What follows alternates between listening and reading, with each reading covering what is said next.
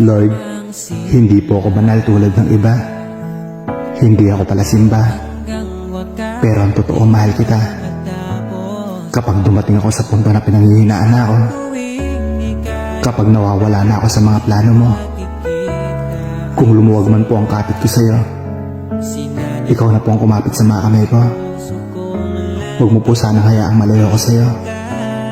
Huwag ka rin sanang magsasawa at sukuhan ako. Dahil mahina po ako, ikaw naman yung natitirang lakas na meron ako.